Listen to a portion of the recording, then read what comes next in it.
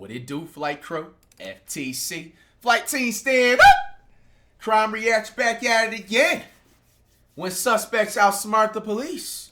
Now, Catching Killers channel that we're reacting to this time, be sure to get them to 2 million subscribers.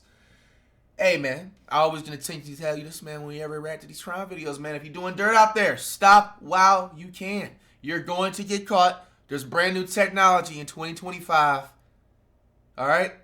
Just stop. Find you something passionate that you are interested in doing and do everything the legal way. Now, most of the time from the last Crime Reacts videos we've been reacting to, all these suspects actually end up getting caught. This time, this is a whole comp where they actually outsmart the cops, and I'm going to assume they get away.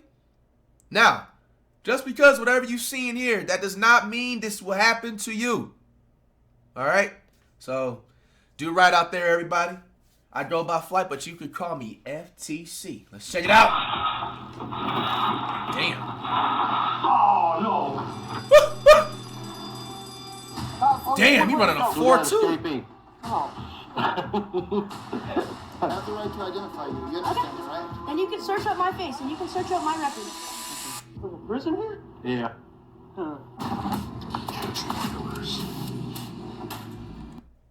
Okay, please. Yo, my man.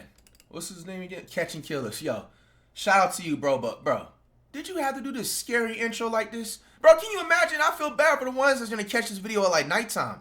Bro, like, this is kind of creepy. You could have thought about a different intro to this. Holy. It's the afternoon, so I ain't getting jump scared. I don't know Cops are about skilled professionals trained to sense trouble. But what happens when these law enforcement experts find themselves outsmarted right before their eyes? I promise you, I'm not no damn prison escape. You'd have done run by now. Here are 5 instances of cops being played in their own game. Starting with the case of Richard McNair, who is currently standing with Officer Carl Bordelon. Officer Bordelon stopped him while Richard was running on a railroad track near Ball, Louisiana. Officer Bordelon had received information about a prison break, and he wanted to ensure that Richard hadn't seen anyone or if he was the individual Officer Bordelon was looking for. You live around here, boy? No, Where you live at? down the road by Pineville. Pineville? Uh-huh. Okay. Do you have any form of identification on you? No, man. What's your name? Robert Jones. Robert Jones? Uh-huh. Why, I'm not supposed to be on the tracks? No, that's not the problem right now. What's your address? I don't have an address. I'm at the hotel. We're working on houses and stuff like that, the roofing. Roofing? Yep. Right from the beginning of the conversation, Richard attempts to project an air of calmness and composure while interacting with the officer. He conscientiously responds to each question, but there's a noticeable lack of conviction in his answers. When asked about his residence, Richard responds with a vague "down the road," leaving the officer intrigued. Sensing evasion, Richard quickly adds that he's a worker on a project, possibly deflecting from his lack of area familiarity, and to heighten the intrigue, he throws in living in a hotel, weaving an alternative narrative to sidestep scrutiny. These subtle moves reveal Richard's calculated effort to keep up a facade of normalcy. What is? We got an escapee. Oh. Where from? Prison. There's a prison here? Yeah. Yeah, it's hot. Subject wear glasses? Nothing but glasses. Can you find out? I'm out with a white male on the tracks at Gilly Williams.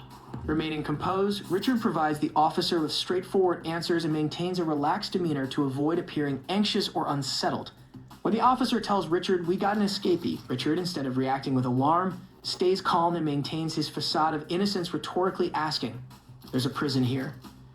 Unbeknownst to the officer, the Robert Jones that he is talking to is, in fact, Richard, the escapee from prison, the very person the officer is looking for. Any tattoos or anything? Flip it over. No, I'm just... No, he's clean.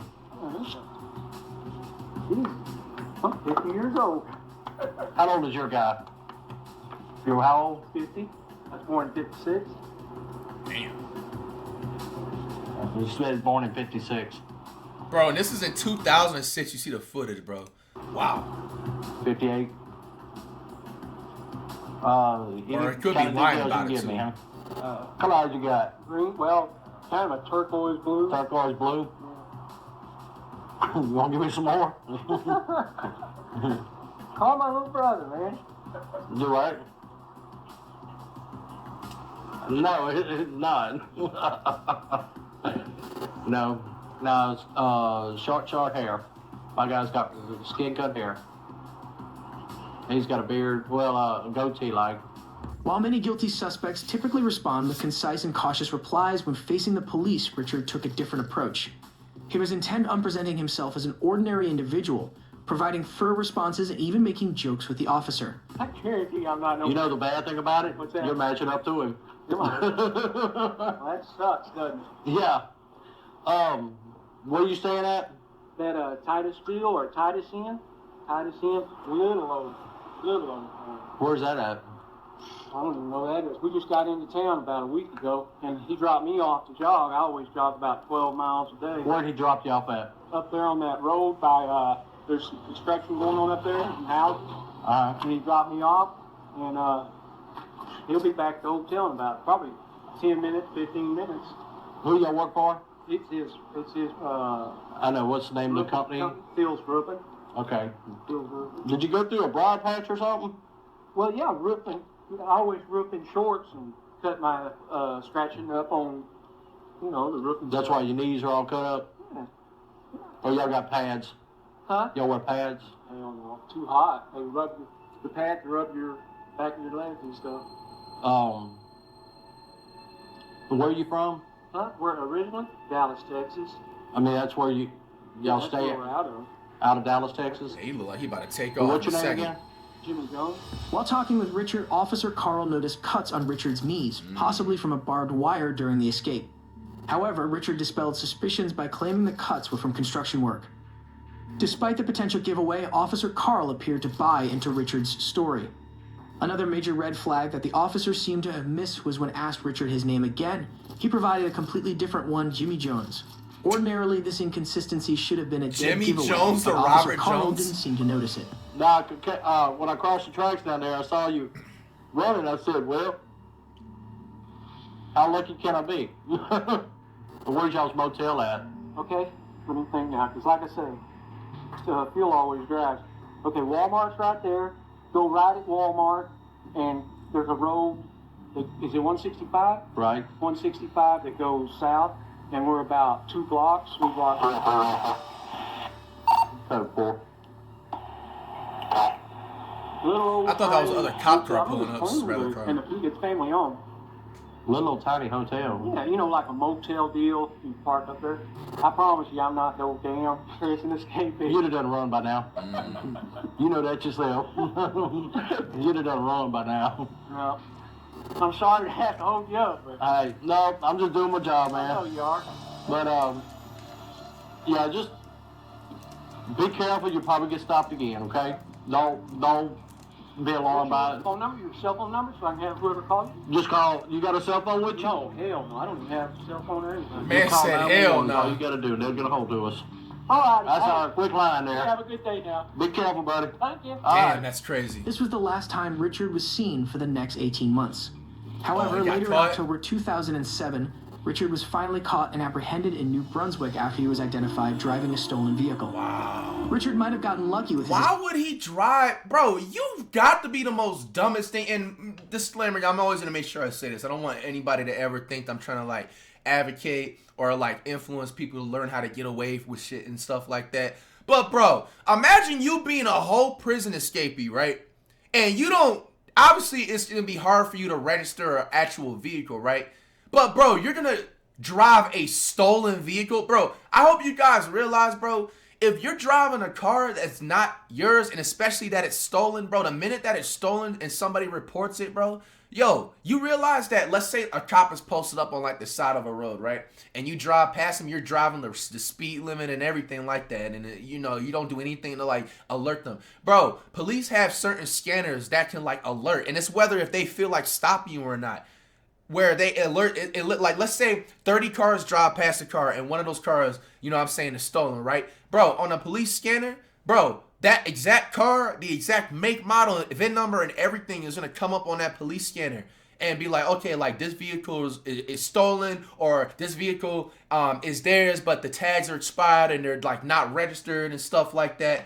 Like, bro, and then if the cop feels like, hey, shit, this person's vehicle, it looks like it's stolen. Let me go check this out. Bro, he can put the lights on, bro, and you're cooked, my nigga. Why would you be driving a stolen vehicle when you're a whole prison escapee? Bro, your entire way of transportation should have strictly been through a bus, a train, like, or have a friend drive for you or something. Like, why would you drive a stolen vehicle? It's like you wanted to get caught, or maybe he just wasn't smart enough.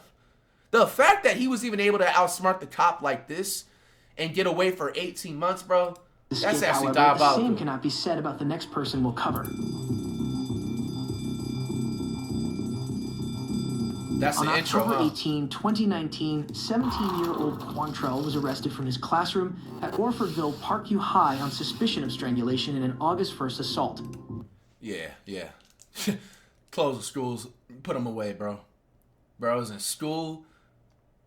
Sexual assault charge, like a sex crime, bro. Yeah. He was Put 'em brought away. in for questioning in the Rock County Sheriff's Office and placed in the interview room. However, as soon as the teenager entered the room, it became clear that he had Bro, no look like a intention of grown staying. ass man. He don't even look like a teen.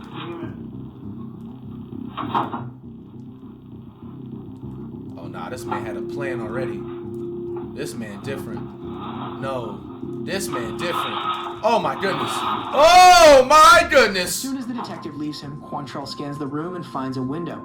Without thinking twice, he opens the blinds and pushes the window before diving headfirst from 12 feet up. CCTV outside the building captured him making a run for it. Yo, hey, that's 4.2 speed.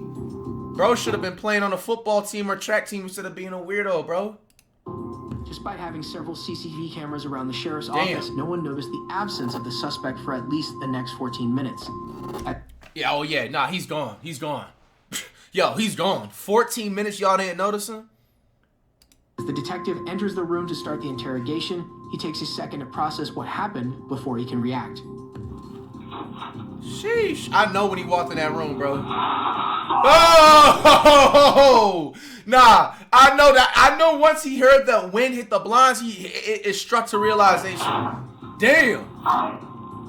Police frantically started looking for Quantrell, and it was only 3 hours before he would be found again, hiding in his friend's house. At the end of the day, all Quantrell achieved from trying to escape was 5 more years behind bars for escaping police custody. However, Quantrell wasn't the only one who was daring enough to escape from the police. Oh, I'm gonna catch you, man. On March 7th, 2022, Joel Sanchez Delgado, a 41-year-old facing drug trafficking charges, was escorted to a courtroom in Little Rock for a routine appearance. He was seen wearing a neck brace and using a wheelchair, supposedly due to injuries he supposedly sustained during his arrest. However, as you'll see, Joel wasn't actually injured. The Oh, he wheelchair wasn't? was a calculated move to outsmart the authorities. What'd you say, OJ? My shoe. Hey, you see a shoe back there? Where is it?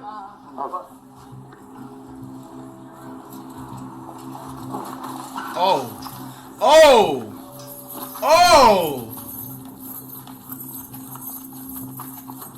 Yo, these niggas is fast, bro. They should have been on a track Oh, I'm team. gonna catch you, man. I'm gonna shoot your bitch ass.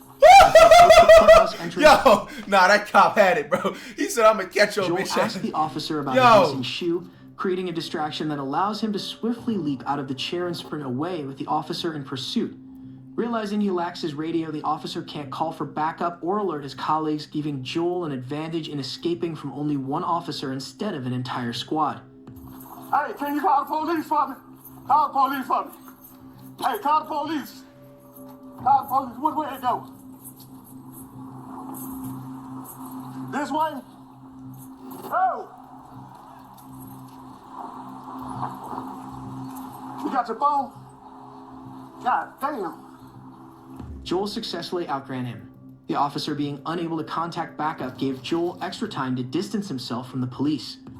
Went straight through the alley and cut that way. What's your phone? My damn radio came out. What the fuck? Hold on. Damn, man, if I try to come behind you, get him. Wait, this is a random suspect, or not a suspect, but random, like, citizen? Like, Damn radio came out. imagine, bro. Like, he just grabbed his phone. You didn't even ask him, can I call for help? him the other day. I tried to come behind you and get him. I don't know where he went. Although the officer eventually informed his colleagues using a civilian's phone, it was too late. Joel had already... Hell nah, bro. I'm not even gonna lie to you, bro. Like, I'm not even trying to be that one asshole type of nigga, bro. Like, bro, I'm not giving this nigga my phone, bro. The officer eventually informed his colleagues using a civilian's phone, it was too late. Bro said, give me your phone. Why are you saying it so demanding, bro? He's not supposed to help you do your job, bro. You should have been smart and strapped him down to the wheelchair. I thought that's actually what they do with patients that need a wheelchair or something like that, or they like handcuffed to the thing. Like, let's say like you involved in a shooting, right? And like you're like the actual like aggressor or whatever, like or whatever. Let's just say like you're in a part of an armed robbery or something, right? And you shoot whatever the person, and the person fights back or shoots back. All right, like bro, you're going to the hospital, right? They're gonna cuff you to the hospital bed, but as soon as you recover from your injuries, then they're gonna lock your ass right up. Like, why wasn't his like handcuffs to the wheelchair? How did you like? How was he even able to just like be so comfortable, just kind of being free and not handcuffed? All because you said that they thought he broke his neck because of the arrest or whatever. That was crazy right here. Joel had already hopped into a cab. And anybody that's into like law and stuff like that, was that cop what he just did right there, just demanding the civilian's phone? It's one thing asking him, oh, where did he run to? Did you get any leads or something like that?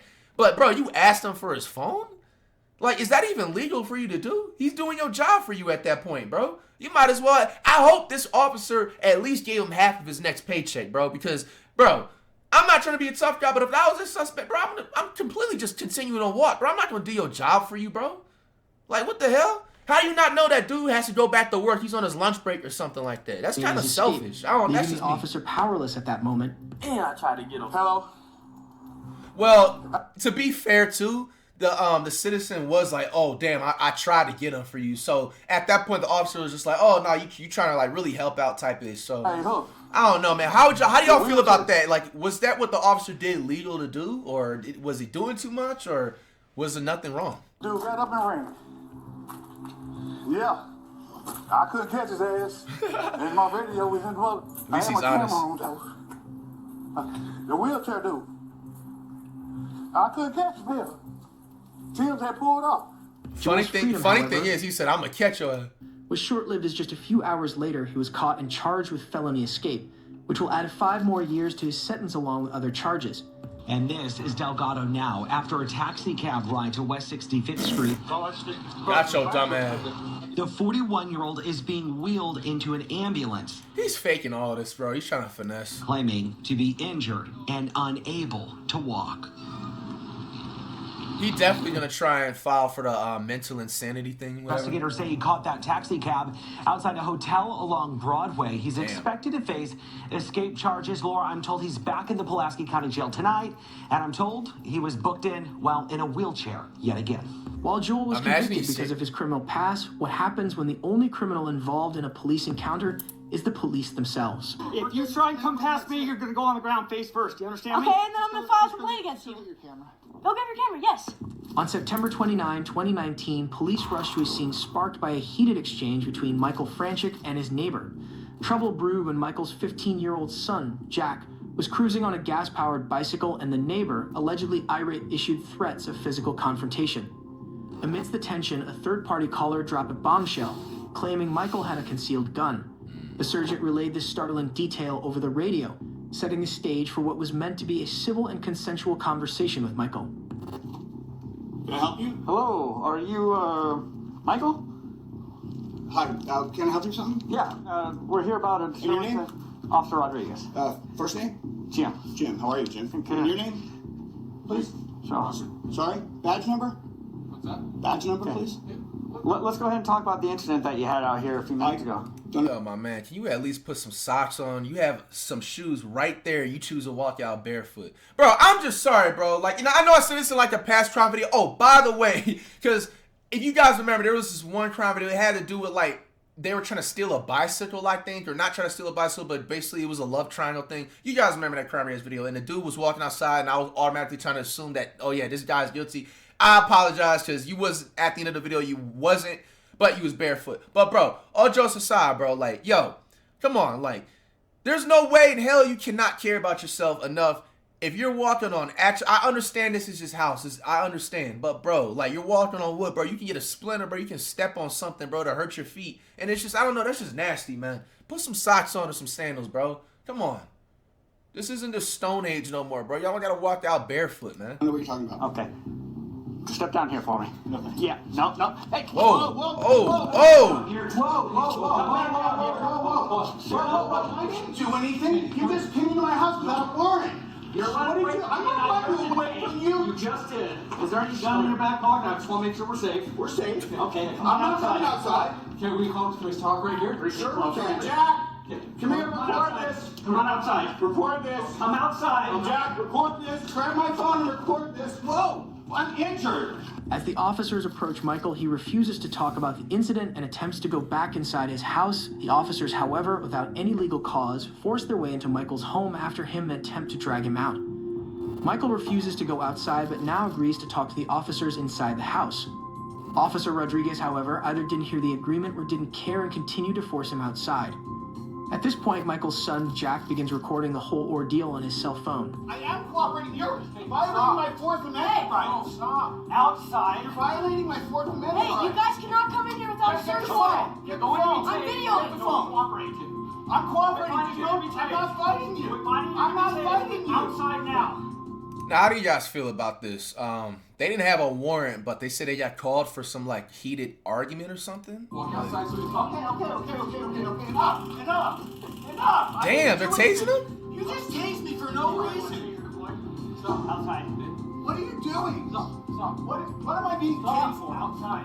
What am I being detained for? Just stop resisting. I'm not resisting. No, don't take his phone. Don't take his phone. I'm good. I've chilled the whole time. The officer attempts to take Jack's phone away from him to stop him from recording the incident. Now that's illegal, bro. Make sure you guys understand, bro. You dealing with any type of cops, bro, you are allowed to record. Follow me, record. This way. Follow me, record. Give us space. I'm not. Man. Give us space. Okay. What's your space? What's your space? Hey, this guy's dangerous, bro. I don't even know who this cop is right here. Space. I'm not. Give us space. Okay. Nah, this guy definitely violated at least 100 people's rights, bro. This guy needs his badge took. He needs, yeah. What's your space? What's your space? I can see it all in his eyes at that. This cop is flawed as hell. Jack, record the whole thing. Is this in Cali? I see mountains, but it's not the only state with mountains. Give us space. Does this look like enough space? Hey, shout out to the person recording. It is. I didn't resist. I didn't do it. You know. See, he acknowledged that I didn't resist, Jack. Yeah, I have it on video. I didn't resist. Well, we asked you to stop, right? I didn't do anything against your instructions. This guy came into my house without a warrant, without any probable cause. Let me just talk for a second. I said, I don't know anything, and he tackled me in my house. He told you to stop, right? He did not say anything of the sort. Officer, It's all I on heard video. the whole thing, and it's on on video, so. It's all on I know, video. it is. It's all on video. It is. Dude, that guy is out of control. I'm violently Officer, complaining against officer. him. I want him nowhere near me. That guy is crazy. Officer. Just me and you, I right? said the same. I'm fine. I said the same thing. No, he Damn, didn't. hit that! Ah! Talk because I was in the You're gonna arrest situation. him? No, we're not going to arrest Okay, you. then calm down. Then just what? Then You want to talk to you? He recorded the whole thing. This guy is out of control. Okay. What's your badge? What's your name? Step back. I'm not. Look, he I'm just Hell not. nah, he needs his badge took too. You can record all you want, but you're stepping back right now. This guy, Hey, don't touch me. Stop harassing me. We're just trying to. I'm videoing this. Please get out of my personal space. No. Yes. You're not gonna Get out interfere of my with what we're personal doing. space. This is my property. Please. You're get not out of my gonna interfere with an arrest. I'm chill. I've been How are they chill. interfering with an You're arrest, not gonna dude? get close to it. I'm on my property. Move out of my personal space. I'm gonna stand right This is here. my personal square. Please move. I'm gonna stand right here. Please move. You're in my personal space. No. What's your name? Yeah, I do not need to give you that. Hey, there you go. Hey, this person recording the camera. Know your rights, man.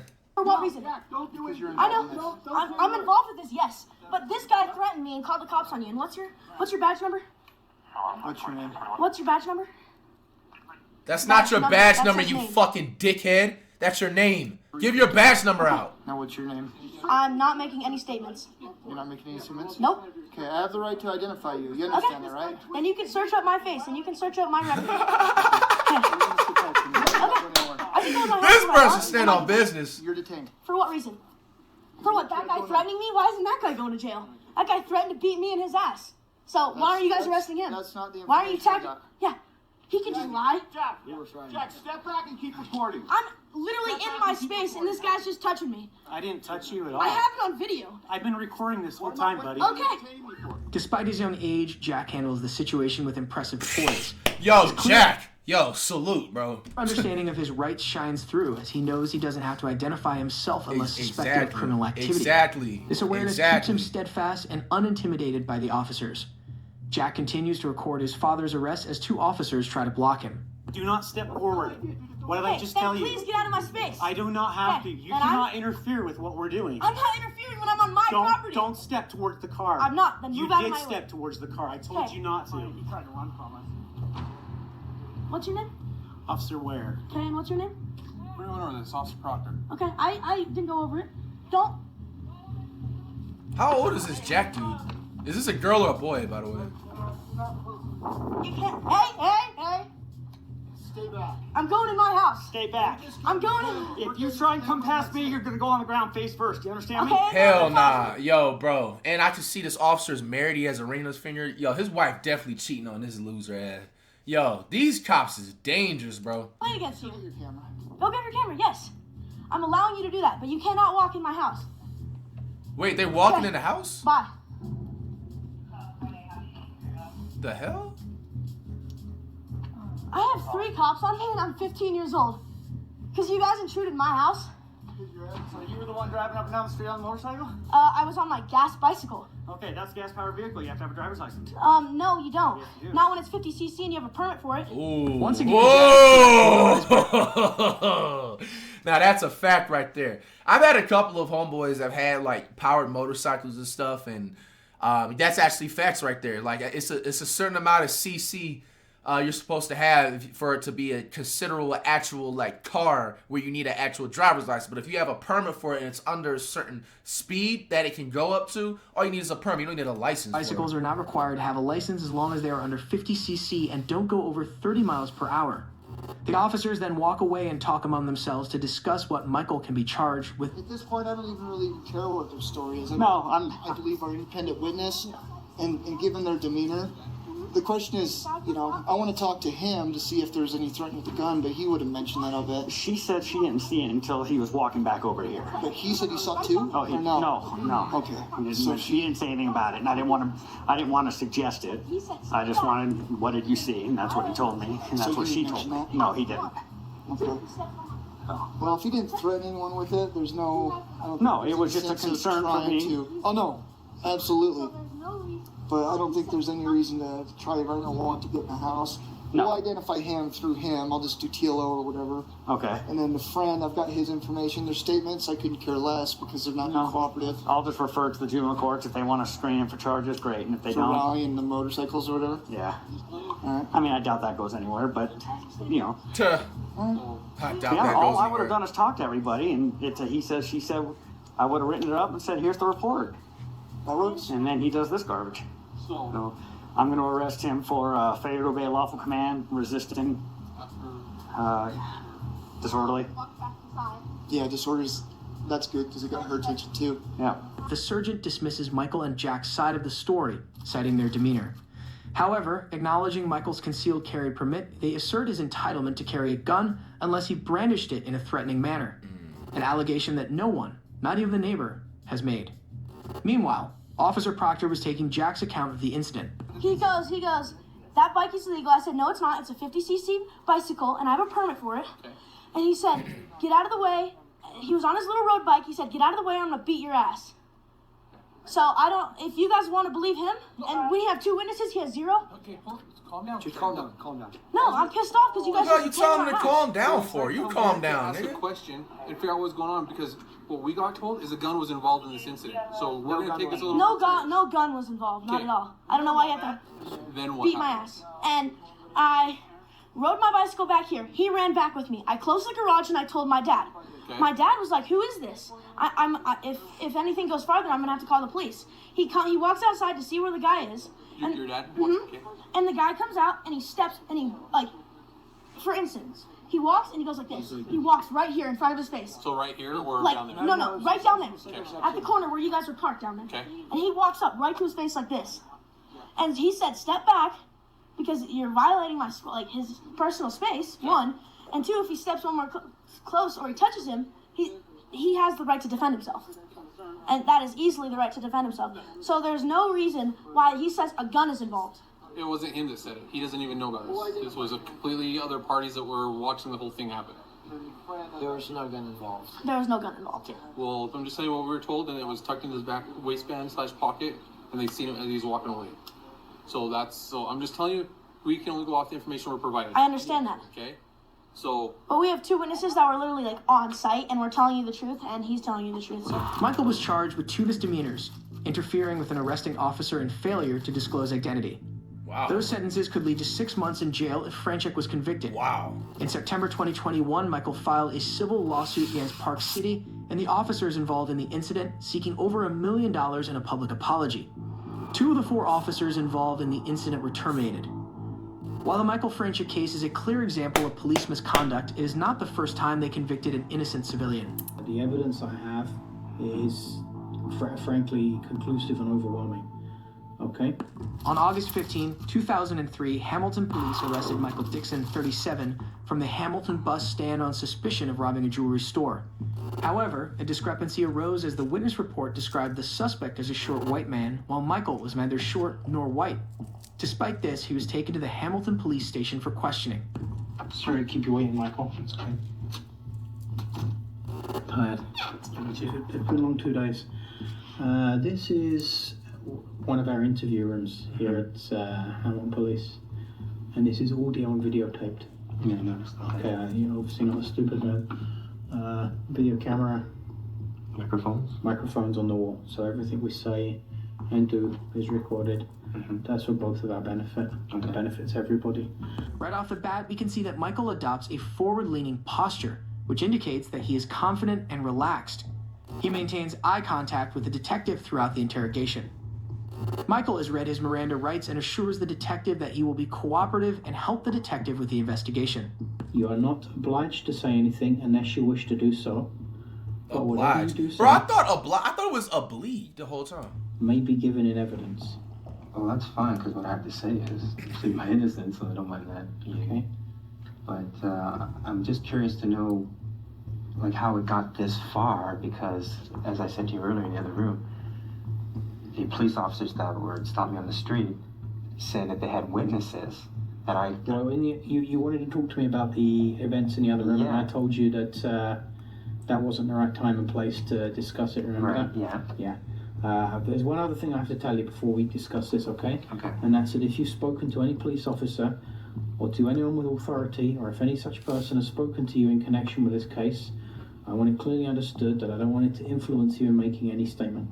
Michael tries to remind the detective of the witness report. However, for some reason, the detective decides to reject the evidence altogether. Why we're here is because earlier tonight, you were arrested for breaking into a jewelry store on John Street South.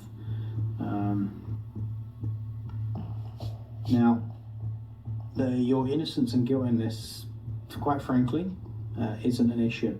The evidence I have is, frankly, conclusive and overwhelming. Okay? So I'm not even going to ask you if you did it.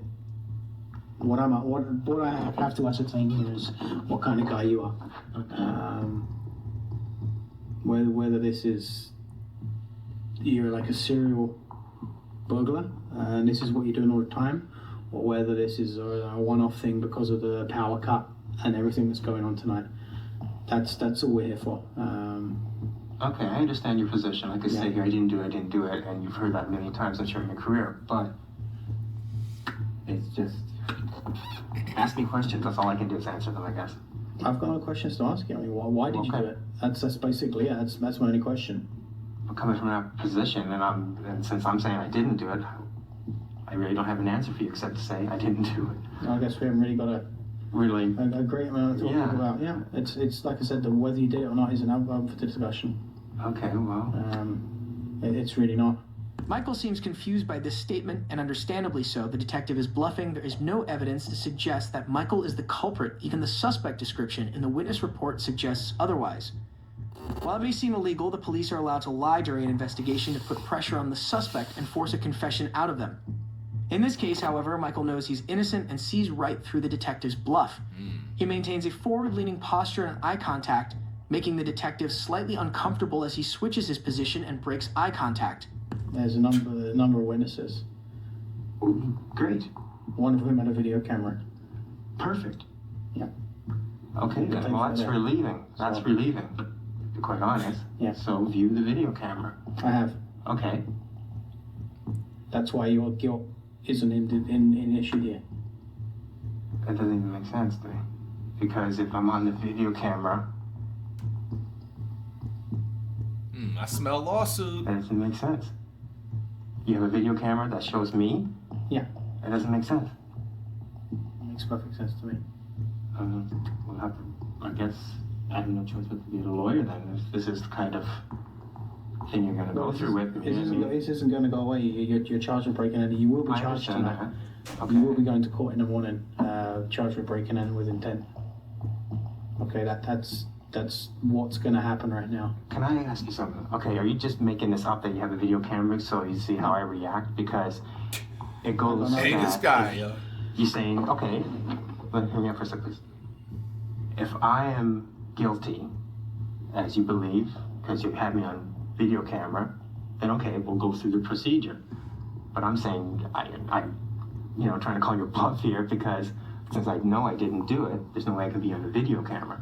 Well, like I say, it's not game of poker. Okay. The detective won't let up. He thinks that by lying to Michael about having evidence and eyewitnesses, he can scare him into confessing a crime he didn't commit. However, Michael, steadfast in his innocence, remains unmoved, easily seeing through the web of lies the detective is weaving. He maintains his innocence for the next few minutes, and the detective asks him to draw out a map and specify his movements before the arrest. Every detail of his alibi was later proven to be accurate. Maybe a dotted line that's your path. How's that? And another dotted line where the police officers come from. Okay, this is the tunnel, the bridge. Okay. And come at the bus station. So which way is north, towards the lake? The north. Okay. And What did it say? Country or state is in? so I This came is out here here. accent, that's why. The EMS truck or whatever ambulance it was there, went off, crossed here, and crossed here. That's it. Okay, did you come straight from the bus? Yeah, absolutely. Like I even looked, I said, maybe I should take a cab. I'm like, oh no. So you came straight off of the bus? Yeah. And that's it. Like the bus is. Ooh, that's it. It's like I was off the bus like maybe 2 minutes? So how long before you were arrested were you off of the bus? That's what I'm saying. Like from there to there, it's like not even 2 minutes. Did you stop or do anything in the interview? I was walking, I was trying to see in the dark and questioning, like, am I going to get mugged? And that's about it. So where were you when you first became aware of the people who subsequently were police officers? Okay, well, there's a building here in the corner.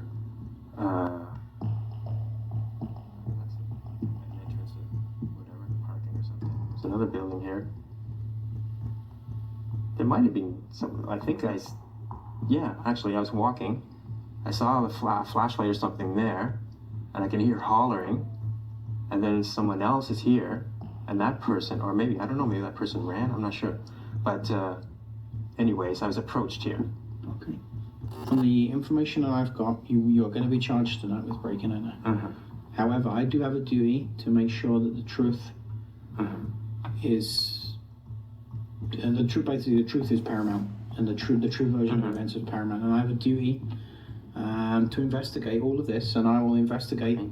I assure you, I'll investigate this story thoroughly, and hopefully, I'll be able to find something here, which will either prove or disprove that you're entitled to under the Constitution of Canada, It's Canada, and that you're treated decently, and that the truth comes out. Yeah, basically that's that's being doubted until proven innocent. That's, I guess, the premise here, right? From my point of view. So. Okay, so that's the things that I look for. Okay, cool. Michael had to spend 3 days in jail and had a curfew for 9 months before all the charges were eventually dropped.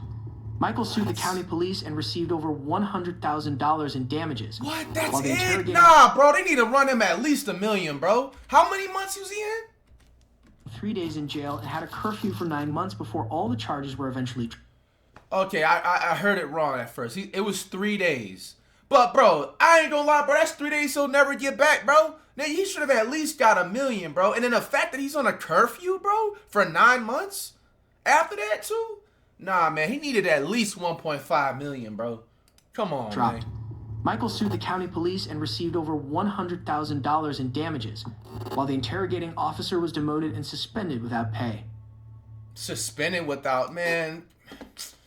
That man needed to be fired, bro. Also, whoever has the most viewed TikTok... All right, man. That is gonna cap off the vid, man. Make sure you let me know any other crime reacts you guys would love me, like for me to react to in the future.